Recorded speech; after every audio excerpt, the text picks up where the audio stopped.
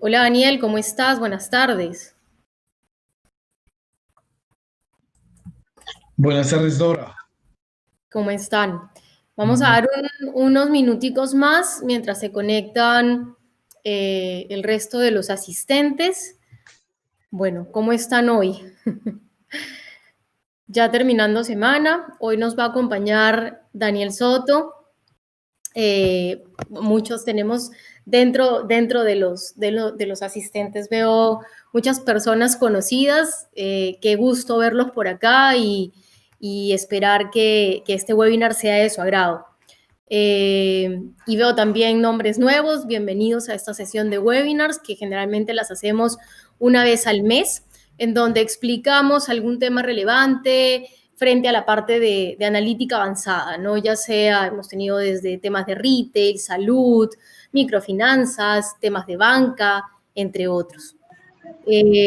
¿Cómo vas, Daniel? ¿Cómo ves este tema bueno, no podemos decir que es un post-pandemia aún, pero ya estamos entrando de pronto a una estabilización del comportamiento de parte de los consumidores? ¿Cómo ves el tema desde una perspectiva un poco más analítica? Pues aquí creo que de una perspectiva analítica ya estamos, como lo dices, observando una estabilización de patrones que va a permitirnos volver a tomar decisiones un poco más acertadas a partir de modelos. Si bien todo lo que teníamos en producción antes de febrero hoy ya no sirve para absolutamente nada, creo que las nuevas tendencias y la nueva forma de abordar el trabajo, las compras, las vacaciones, el tiempo entre amigos, por lo menos en esas latitudes, ya se está estabilizando un poco. Y creo que eso es una, una ventana de oportunidad muy interesante para nosotros. Correcto, correcto. Así es, ya ahorita lo importante es redescubrir a nuestro consumidor, porque han cambiado muchas cosas, se han movido muchas cosas, entonces es importante eh, reentenderlos, ¿no? Y como dices, pues aprovechar esas oportunidades que se nos están presentando en este momento. Y creo que también nos está abriendo una oportunidad de volver a pensar de forma distinta, porque durante muchos meses hemos perdido la posibilidad de realmente aprender de bases transaccionales. Como lo saben casi todos, para poder sacar un patrón necesitamos observar un tiempo suficiente para que los patrones sean claros. Y ahora los cambios han sido tan rápidos que es bastante difícil poder sacar conclusiones. Sin embargo, eso nos pone en una situación en la cual sacar información de investigación de mercado y volver a sacar grandes encuestas creo que puede ser bastante relevante. Definitivamente, el hecho de poder redescubrir estos insights, no solo a nivel transaccional, sino como tú dices, en temas de investigación de mercados, agrega mucho valor a todo el proceso como tal de clustering y de conocimiento del cliente, ¿no? No, nunca hemos dicho los que nos dedicamos a todo lo que tiene que ver con analítica, nunca hemos separado la investigación de mercados de la analítica de datos.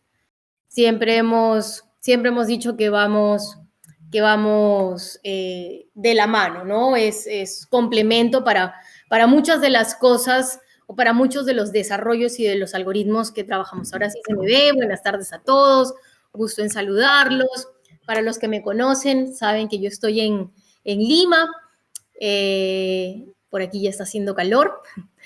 Así que me encanta tenerlos por aquí. Bueno, siendo las 4:10, Daniel, yo creo que es hora de dar inicio a nuestro webinar. Tienes 35 minutos para trabajarlo. Vamos a trabajar de la mano de Daniel, que muchos ya saben que es experto en temas de clustering. Dani tiene un perfil en temas de ciencia de datos muy, muy completo, realmente. Es experto en temas de data mining y predictive modeling, Master of Science y Supply Chain and Information System de la Universidad de Penn State, en Pensilvania. donde inicia como investigador en el Institute of Study of Business Markets, ISBM, en Penn State. Trabajó de la mano de diferentes expertos como el profesor Gary Lilien, Arvind Ranskau, ese sí, Dani, lo vamos a tener que pronunciar. Rangaswamy. Correcto. Hoy tiene más de 21 años de experiencia en procesos de consultoría en diferentes empresas y en sectores a nivel global. Lidera desde el 2015 el equipo de TIMI Américas como nuestro director ejecutivo y managing partner de TIMI Global. Fue líder del equipo Advanced Marketing Analytics en Deloitte en Bélgica y miembro del equipo creador del Centro de Pricing Analytics en el Centro Europeo de Excelencia, obviamente en Europa. Es experto en marketing cuantitativo y consultor senior en Marketing Insights. Bueno, y acompañándonos en todos los temas de consultoría y ciencia de datos en Colombia desde el año 2014 que llegó por estas tierras. Daniel, bienvenido. Nos encanta tenerte en estas sesiones de webinars, aunque va a ser un poquito más técnico de lo que generalmente trabajamos, pero nos encanta que puedas mostrar la parte como tal de Advanced Clustering o de analítica avanzada que es tan esperada por muchos y no se asusten si para muchos que recién comienzan es como un poquito raro, realmente estos tips son importantes. Así que bienvenido, te cedo la pantalla, te cedo el micrófono. Este webinar se va a grabar y terminado el webinar se los vamos a entregar por correo electrónico. Voy a apagar la cámara y el micrófono por temas de recursos. Listo. Bueno, muy buenas tardes a todos. Hoy les hablo desde la ciudad de Barranquilla, donde ya está haciendo un poco más fresquito. Es al contrario de Lima, donde el calor está llegando. Aquí tenemos una brisa bastante agradable, aquí al lado del mar.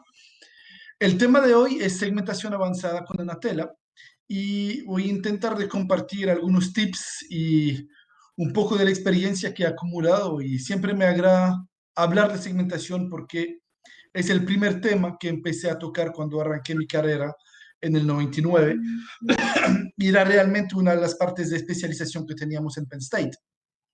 Por ejemplo, tenía el enorme privilegio de estar en la oficina al lado de John Lichty, que es uno de los investigadores que más ha trabajado en temas de clases latentes y personajes así que me han forjado una visión analítica. Lo primero que quiero decir de la segmentación es que es realmente una mezcla de ciencia y arte.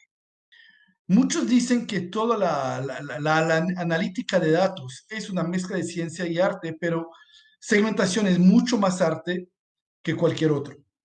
Y es porque cuando vamos a hacer un modelo predictivo, el objetivo es bastante fácil de determinar.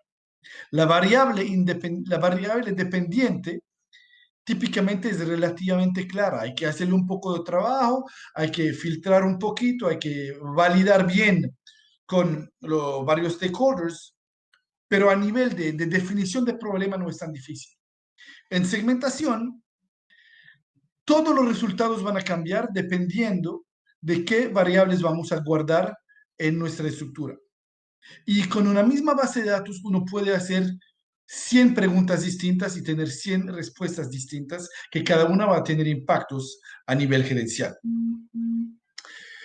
También es importante recordar que el clustering es fácil. Los algoritmos que están detrás de la segmentación son probablemente los más sencillos que han encontrado. Por eso es la primera materia que se enseña cuando tenemos estudiantes que entran en una carrera de ciencia de datos, están estudiando métodos cuantitativos en negocios. Segmentar es otra cosa. Y segmentar es un proceso bastante tedioso. Le voy por una pequeña anécdota. Estaba en un proyecto, cuando estaba en Deloitte, un proyecto en Holanda. Era un proyecto estratégico de cambio de estrategia de pricing para una empresa bastante grande. Y él en el cronograma había puesto 5 días para la segmentación, solo una segmentación basada en una investigación de mercado, en cual ya teníamos más o menos una idea de lo que queríamos hacer. Porque nosotros habíamos diseñado la estructura de la encuesta, sabíamos cuál variables más o menos íbamos a usar, y entonces la directora me dijo, pero Daniel, ¿cómo te atreves a poner 5 días? Sacar segmento no es difícil, mi equipo me lo hace en 2 horas. Yo contesté que no necesito 2 horas para sacar una respuesta equivocada. En 10 minutos te doy 4 segmentos usando Cummins sobre las variables que me digas. Pero si quieres una respuesta en cual me siento más o menos confortable con las implicaciones estratégicas que vamos a dar a esta empresa y cómo vamos a usar los segmentos para ponerlos en producción, voy a necesitar un mínimo de 3 días y probablemente 5. Al final fueron 3 días y medio. Nos fue bien. Tenía un super equipo y habíamos trabajado bastante bien en paralelo. Pero jamás es un sencillo ejercicio técnico. El clustering es técnico. Y a veces eso pasa cuando van a intentar de aplicar técnicas de clustering en imágenes, por ejemplo, eso no es difícil. Ver que tienen imágenes de perros, de gatos y de pájaros no es un tema complicado a nivel de negocio, es un tema sencillamente computacional y, y de algoritmos. Y los algoritmos son sencillos. Pero cuando se trata de ver qué vuelta vamos a dar a la información para sacar conclusiones, es bastante complicado. No solo porque la pregunta como tal es difícil de definir, pero porque también los algoritmos que vamos a usar van a tener un impacto y no es solo un algoritmo, es que cada algoritmo tiene un objetivo diferente y entonces va a entregar respuestas diferentes. Pero sobre todo es porque la data no modificada, no transformada, típicamente no sirve mucho. Como lo mencioné, ahorita estamos en una época en cual la investigación de mercado está volviendo a coger mucha importancia. No es que no tenía importancia, obviamente, sin investigación de mercado, la única información que tenemos es solo una historia transaccional y es como manejar un carro mirando al espejo. No tener espejo es sumamente peligroso, pero no mirar al frente es aún peor. Y no podemos anticipar realmente cambios de comportamiento intentando modelar lo que venía. La investigación de mercado nos da información un poco más actualizada y que podemos proyectar un poco más al futuro porque podemos orientar encuestas en ese sentido. A nivel de algoritmos, como le dije, no es complicado. Hay 4 familias de algoritmos que estamos usando, realmente 3. La primera y segunda, que son Camins y Camedoil, son basados en distancias. No menciono, no puse acá la segmentación jerárquica que está cayendo un poco en uso porque no es tan interesante, permite sobre todo eh, sacar la cantidad de segmentos y en situaciones muy particular como en genética, por ejemplo, donde se usa todavía bastante, en aplicaciones de negocio ya no es tan usada. Camin, sin embargo, es como el Golden Standard que tenemos en segmentación y es la primera técnica que todos aprendieron y ya la conocen perfectamente. Y la forma de saber cuántos segmentos vamos a guardar es mirar una similitud interna. Es básicamente vamos a tener segmentos que se van a definir y es ser estable cuando internamente tienen la mejor homogeneidad posible. Es lo que realmente busca Camins. Problema de Camins es que se está basando en la distancia entre cada punto y el centro teórico de su distribución y eso hace que a veces tenemos distribuciones que no existen. Mientras Camedoid, que es otra metodología, se va a basar en el medoid, no el promedio, y el medoid, que es el punto más cercano al promedio, que vamos a usar como punto de referencia. Y de esta forma, naturalmente, tenemos en el algoritmo una idea de densidad que se va a poner sin tener cálculos de estimaciones de distribución. Y eso es muy interesante porque es más eficiente, perdón, es más eficiente al nivel de cálculo. Y para saber cuántos segmentos guardamos, Camedoid usa la técnica de silueta, que es básicamente un cálculo de qué tan diferente cada punto es de los otros segmentos. Entonces va a calcular una distancia entre cada punto y cada centro de los otros segmentos y es mucho más intensivo al nivel de cálculo, pero da respuestas diferentes a las de Camins. Y eso es lo que nos interesa. Tener algoritmos que van a empezar a competir entre ellos para sacar insights. Y no hay uno que sea mejor que el otro. El concepto de mejor en segmentación no existe. No tenemos una respuesta absoluta con una UC que nos dice que la clasificación es mejor. No. Tenemos unos segmentos que nos presentan una estructura de la data y otros que nos presentan otra estructura. Y la buena es la que para nosotros hace sentido. Hay otra familia que es una familia de clase latente que se basa en el concepto de independencia local Y la independencia local, se me olvidó poner la fórmula acá, pero es básicamente que intenta buscar que la probabilidad de A y B sea probabilidad de A multiplicado por probabilidad de B para todas las variables. Y cuando eso no aplica, es porque la independencia no está respetada entre mis variables. Y entonces lo que hace en un algoritmo de clase latente es buscar cuáles son factores escondidos, factores latentes, que no hemos capturado y permiten cortar la información en varios grupos para que esa independencia se respete. Y luego tenemos los clásicos de distribuciones como MCLUST o DBSCAN, que nos permiten buscar distribuciones teóricas y ver cuáles puntos pertenecen a cuáles. Y eso es básicamente los algoritmos que están disponibles en Natera también. Pero viene otro tema que es el tema de scan. Otra vez, estoy seguro que todos ustedes saben que tienen que normalizar la data antes de hacer un segmento, porque la mayoría de los algoritmos están basados en un cálculo de distancia cuadrada y cuando tengo, por ejemplo, 10 variables entre 1 y 10 y luego le pongo acá cuántos pesos ganan al mes, ¿cuál es la variable que va a dominar absolutamente todo? Es cuántos pesos ganan al mes. Entonces, normalizamos las columnas para que tengan un mismo rango. Típicamente haciendo esa primera fórmula, que es una normalización, cada registro menos el promedio de la variable dividido por la desviación estándar, que nos permite todo centrado en cero con variance 1, que es interesante, o podemos sencillamente dividir por el promedio, que nos va a garantizar que todo está con un promedio de 1, pero una variance que puede ser distinta, y eso en segmentación me gusta más. Gusto personal. Pero me gusta tener diferencias de variance porque a veces hay patrones que salen y son más interesantes. Pero hay otro tema que es mucho menos usado, y el tema de centralización por registro. Y eso viene del hecho que hay un tema que se llama el Yesein. No sé si algunos de ustedes lo han escuchado antes, pero el Yesein es el peor enemigo del investigador de mercado. Hoy en día creo que la mayoría de las empresas de investigación de mercado, si no todas, deberían saberlo.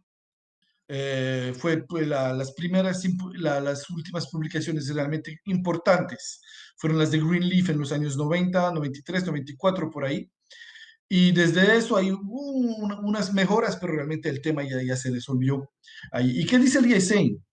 Dice que cuando uno responde a una encuesta con una escala de 1 a 10 o hasta de 1 a 7, 1 a 5, según su estado de ánimo, va a tener una tendencia a ser más positivo o más negativo.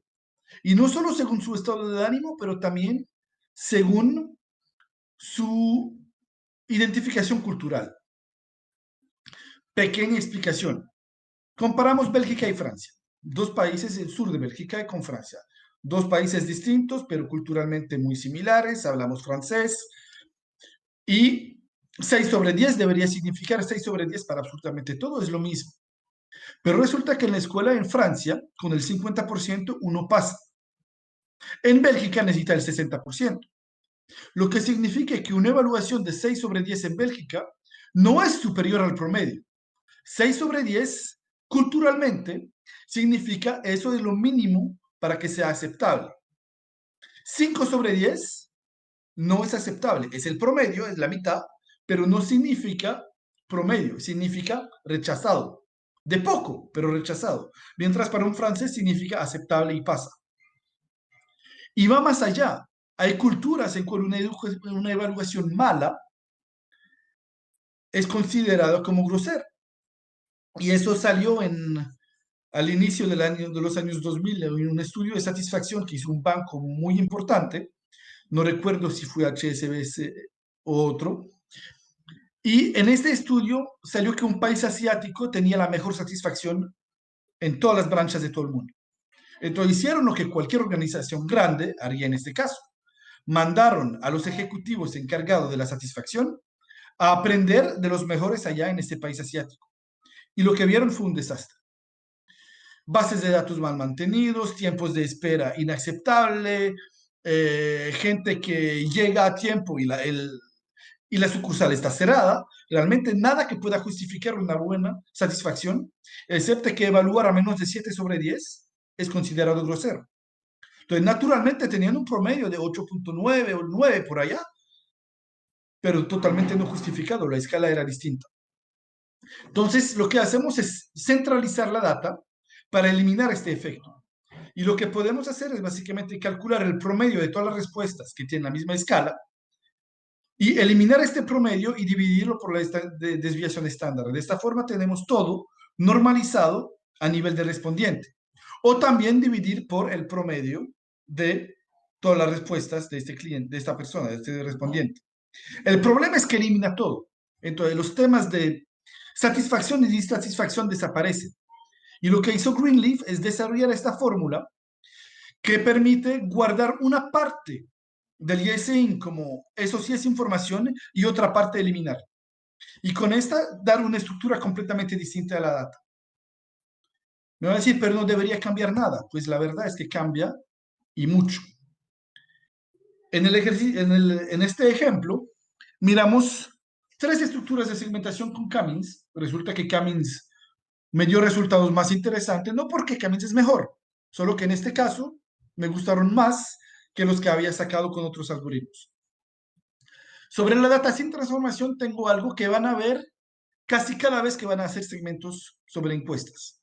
Tengo tres segmentos sobre todo es bajo, todo es medio, todo es alto. Lo único que me da es una información de percepción positiva, mediana y baja sobre todos los bancos de parte de todo el mundo. Y eso es básicamente información completamente inútil. Porque ¿qué tipo de decisión estratégica puedo tomar yo frente a eso? Diciendo que si soy malo en algo, soy malo en todo.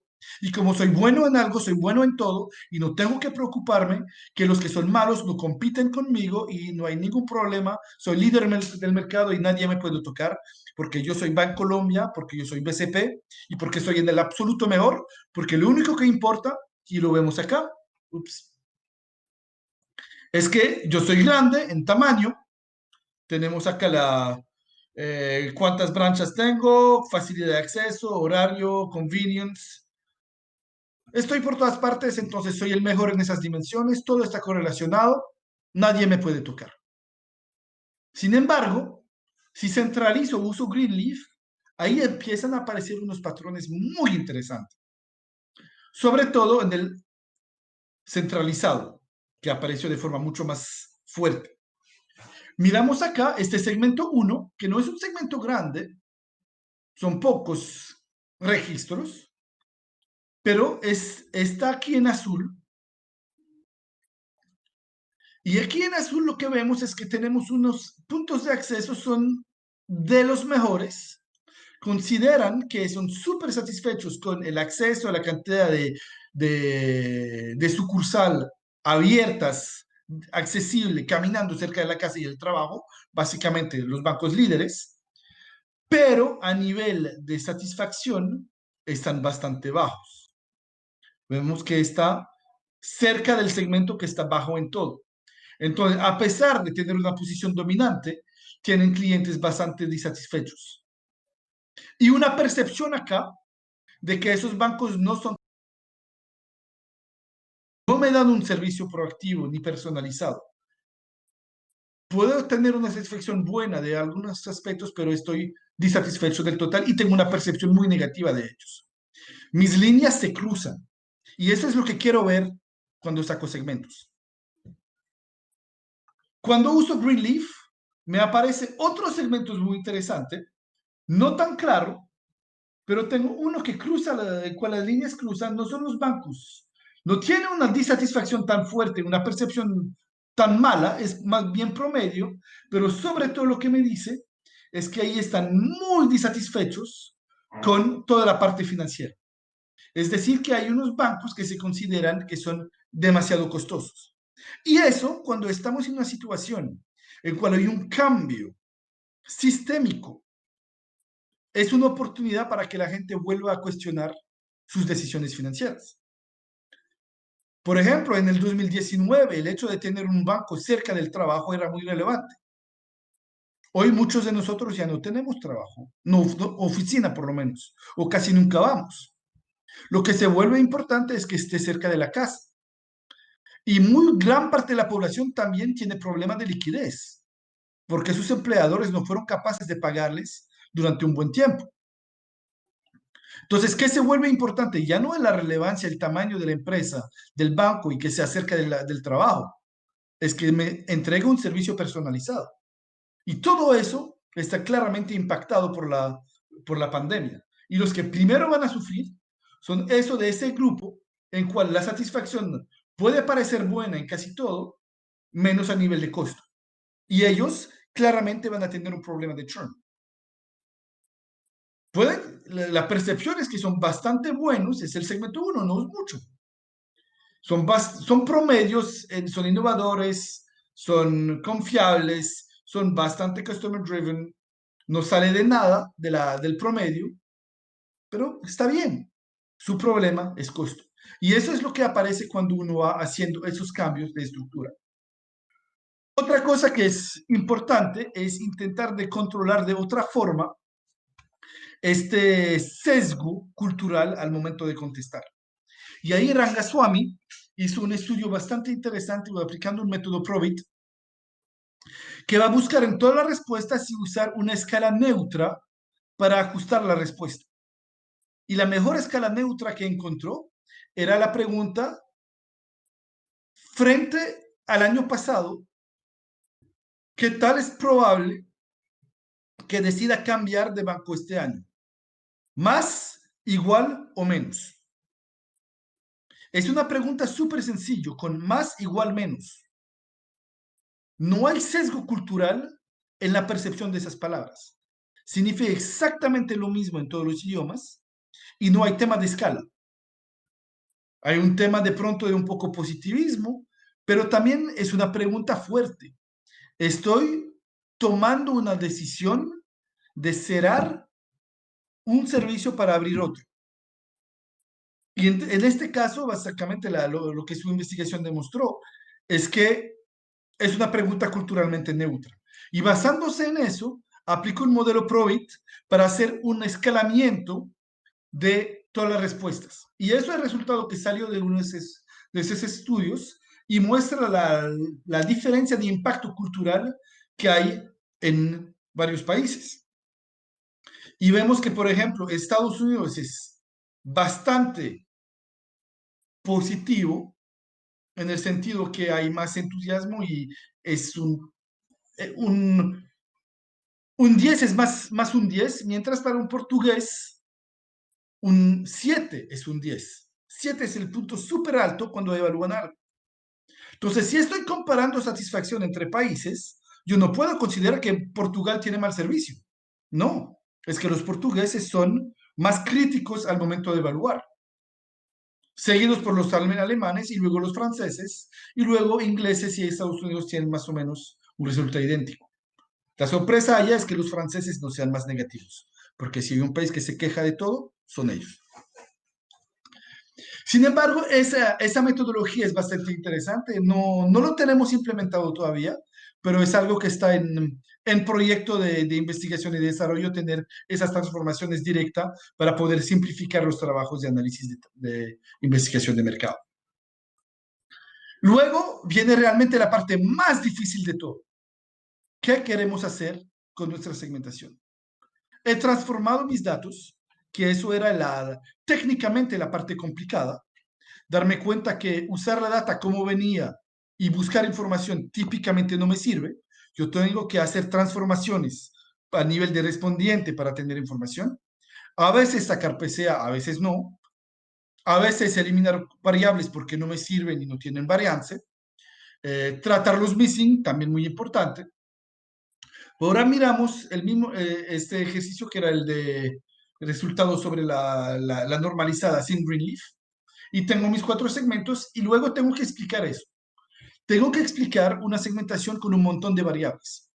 Si intento hacer eso con tablas, voy a perder el mundo. Si intento hacer eso mostrando las fórmulas, me van a odiar. Aquí unas técnicas de PSA son bastante útiles para visualizar los segmentos y de una vez entender cuáles son las dimensiones que explican cada uno de los segmentos. Y veo que 2, 3 y 4 son muy definidos y tengo un segmento uno que está un poco más en el centro. Y eso es un poco lo que veíamos acá también, que el segmento uno que es este azul, no, perdón, el segmento uno que es este acá, que teníamos aquí, que era el de Greenleaf, es uno que está promedio en muchas cosas, excepto la parte de fees. Y es lo que va a salir aquí también. Pero todavía no nos da tanta información a nivel de competitiva. A nivel competitivo, cuando tengo información competitiva, yo puedo sacar otro tipo de información. No solo poner los segmentos como van a nivel de preferencia en unos mapas perceptuales, sino también hacer mapas perceptuales por segmento.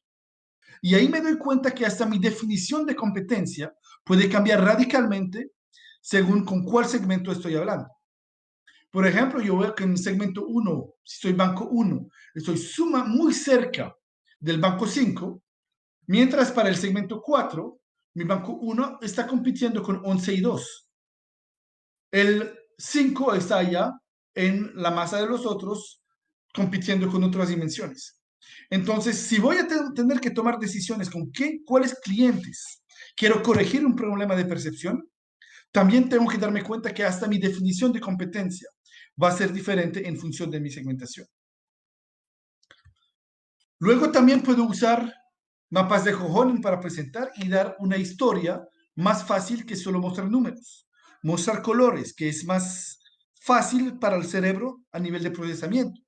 Y eso me muestra que básicamente un grupo de individuos los voy a tener reducidos en un espacio en dos dimensiones, en un punto que va a ser el mismo en cada análisis de variable. Por ejemplo, podemos mirar acá este punto rojo abajo a la derecha, que los que dicen que se fueron al banco por recomendación de un amigo, son también los que dicen que fueron allá porque vieron información de publicidad y que la tasa de interés es relevante y que quieren online banking y que quieren muchos servicios. Básicamente son los que quieren todo y han hecho investigación. Los que no dicen que vieron el advertisement es típicamente que fueron por otra razón. Por ejemplo, life changing events, divorciaron, tuvieron una herencia, el banco fue adquirido por otro banco y decidieron no mover. Esos son drivers distintos y uno puede empezar a hacer un rastreo de todos esos segmentos de forma muy visual y eso es una forma muy interesante de presentar la información. Y antes de terminar, quiero mostrarles por qué uno se demora días o hasta semana haciendo un análisis. Este script es una forma de hacer la pregunta. Es decir, que aquí estoy solamente analizando una estructura de segmentos, un set de variables que es el mismo para todos, y estoy mirándolo con varios algoritmos distintos y varias transformaciones distintas para ver lo que me sale. Y eso lo tenemos que hacer 5, 10, 15 formas distintas antes de lograr una segmentación interesante, porque dependiendo qué variable voy a poner o sacar, me va a dar información completamente distintas. Aquí Anantela facilita el proceso en muchas cosas porque yo puedo separar esos análisis y mantener todo en un script unificado. ¿Qué hay de importante? Primero, missing multiple imputation. Obviamente, tengo missings en investigación de mercado, tengo que sacar la hipótesis que son missing at random o si no los elimino. Hay algunas preguntas, por ejemplo, en cual no es aleatorio, entonces me toca a veces eliminar el registro. Si puedo hacer imputaciones, pues lo hago. Y eso es un nodo muy sencillo. Básicamente yo digo qué variables quiero usar, el seed, cuántas imputaciones, cuántas iteraciones, lo dejo correr y me llena mi base. Y luego la fórmula de Greenleaf, eso ya se acaba de agregar en Donatella, entonces lo único que tengo que sacar es calcular antes el promedio y la desviación estándar. Ya no tengo que hacer todos los cálculos manuales porque eso me lo hace automáticamente y me entrega toda la data transformada. Y sobre eso ya voy a hacer mis análisis para terminar con el multiplot, que es el que realmente me permite sacar la conclusión de si mi modelo es interesante o no. No vamos a ir a ver los detalles, solo quería que vean, que tengan una idea de a qué se ve un script de segmentación. Y no es aplicar K-means sobre 4 grupos y las 2 primeras PCA que sacamos de todas las variables. Es mucho más complejo que eso. Las PCA también. En la universidad eligieron que siempre es el mismo paso. Hacemos una PCA, sacamos las primeras 2 o 4 de pronto PCA y sobre eso segmentamos. ¿Qué tal si las primeras 2 PCA me dan 5% de información de varianza? Tengo 95% de la información que está perdida. ¿O qué tal si mi primera dimensión me explica el 80%? Básicamente es no interesante. En algunos casos yo quiero trabajar solo con las PCAs de altas dimensiones, a veces con las primeras, depende de lo que estoy buscando. Quiero una segmentación que me represente bien una visión del mercado o quiero buscar segmentos que sean muy diferentes entre ellos y solo basarme en las altas dimensiones que son los residuos mal explicados. ¿Cuáles son las variables que voy a integrar? Todas esas son las preguntas fundamentales en segmentación. Ya se me acaba el tiempo, es difícil hablar en solo 30 minutos de todo lo que quiero decir hablando de una segmentación. Yo puedo hablar varios días, creo que muchos de ustedes saben que soy capaz de hablar varios días de un solo tema cuando estoy motivado. Y los que no me conocen, pues si me vuelven a hablar, se van a dar cuenta de lo aburrido que puede ser cuando me, me motivan en hablar. Entonces ya vamos a abrir el espacio para preguntas. Muchas gracias, Dani. Como siempre, muy interesante la perspectiva, sobre todo el hecho de aplicar el proceso de segmentación a un tema de posicionamiento para cualquier industria. En este caso estás hablando de bancos, pero sacar un poquito al analista o el proceso como tal de la zona de confort, ¿no? Generalmente indicamos que el proceso de segmentación va a estar 100% ligado al descubrimiento de insights frente a los consumidores, pero aquí lo estamos trabajando desde otra perspectiva y resaltar, ¿no? Que lo importante es enfocarnos en la creatividad como tal para poder diseñar un buen grupo, unos buenos resultados de segmentos. Creo que en estos años, generalmente, cuando conversamos, siempre resaltamos eso, ¿no? Que hacer clic es muy sencillo, pero pensar y entregar buenos resultados no es tan fácil. Que eso es lo importante. Nuevamente, muchas gracias, Dani, por tu tiempo. Estamos con el tiempo. No podemos extendernos más de una horita. Entonces, pasemos a preguntas. Cuéntenos, aquí tienen un clic donde tienen un logo de interrogación y nos pueden hacer las preguntas y las leemos y las podemos responder en vivo. Mientras se activan las preguntas, Dani, ¿cómo ves este impacto o cómo crees tú que puede impactar hoy el desarrollar un buen proceso de segmentación, desligándolo un poco desde la parte de descubrimiento de insights frente al consumidor, sino para otro tipo de industrias, por ejemplo, con todo lo que estamos viviendo de los cambios de comportamiento a nivel general? No estamos hablando solamente de consumo, sino todo ha cambiado, desde el consumo de energía, la forma en la que nos movemos, la forma en la que nos ofertan las cosas. ¿Cómo ves un impacto o cómo ves el impacto de este tipo de algoritmos no supervisados con lo que estamos haciendo o con lo que estamos viviendo hoy? Pues creo que la segmentación sigue siendo un tema absolutamente fundamental en todo. Levin lo dijo, si alguien no piensa en segmentos es porque no piensa, porque es imposible considerar que un mercado sea homógeno y tratar todo el mundo de forma diferente. Hay unos que dicen que yo no necesito segmentar porque estoy haciendo un verdadero one-to-one y con modelos predictivos cada uno lo estoy tratando de forma diferente, pero no es verdad. ¿Hasta cuando yo tengo una posibilidad de tener un detalle predictivo por cada cliente o paciente, lo que sea? Yo necesito alguna estrategia de segmentación porque yo no puedo tener un mensaje completamente diferente para cada uno. Cuando voy a mandar mensajes, yo voy a usar segmentos para saber qué tipo de segmento, qué tipo de mensaje van a recibir, y eso lo voy a hacer agrupando en frente a las probabilidades que tiene de recibir algo o a productos asociados. Todos los segmentos que teníamos definidos están cambiando. Hay muchas agencias que están publicando los segmentos macros sobre estilos de vida, sobre la nueva generación post-millennial que es aún más extraña y quiere trabajar aún menos que los millennials. Eh, pero eso, si bien lo podemos usar a nivel estratégico todavía, no podemos realmente tomar decisiones para nuestros clientes. Y hoy, más que antes, hay que redefinir completamente esos segmentos. Y creo que la pandemia nos dio una oportunidad en oro para volver a cuestionar los paradigmas de segmentos que teníamos, que pueden cambiar absolutamente todo. Y ahí es una súper oportunidad porque tenemos la libertad de poder decir eso cambió, sin entrar en unas discusiones de que sí, pero entonces vamos en contra del exdirector de investigación que había usado esta estructura durante 10 años. Sí, es verdad, pero hace 2 años era otro planeta. Podemos cambiar todo y podemos hacer la tarea muy bien, disparando las preguntas con algoritmos distintos y estructuras distintas. Excelente, Daniel.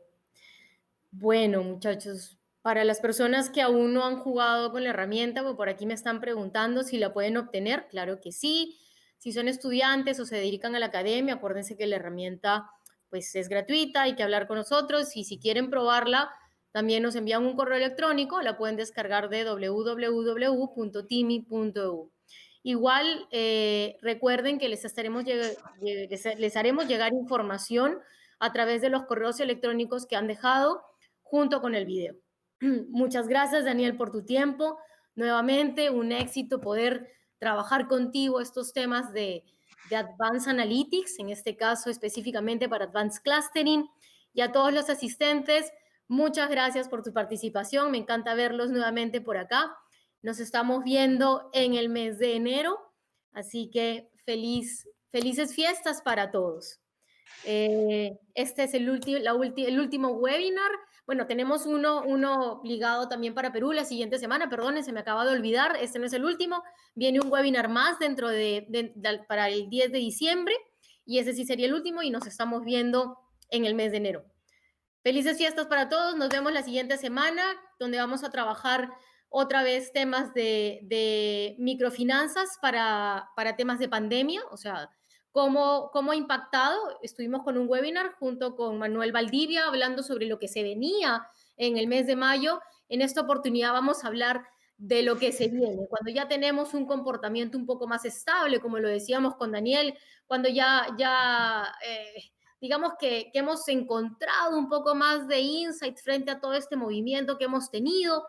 Entonces vamos a conversar con Manuel Valdivia, quien es el CDO para la Caja Arequipa en Perú, y nos va a contar sobre qué es lo que está viviendo y cómo está reaccionando las microfinanzas frente a toda la parte analítica con lo que estamos trabajando. Bueno, excelente, saludos de todos, Daniel, de Charles Briceño, que lo conocemos, de Oscar Ortiz, de Emilio Vera desde México, de Rafael Florián desde Perú, etcétera. De Muchas Gisette Vargas. gracias. Bueno, feliz tarde para Muchas todos. gracias, feliz tarde y ya estoy muy feliz de también volver a escuchar a Manuel porque siempre él tiene unos insights espectaculares. Entonces, si no lo han escuchado, recomiendo que participen al seminario. Que estén muy bien, Muchas hasta gracias. luego. Hasta luego.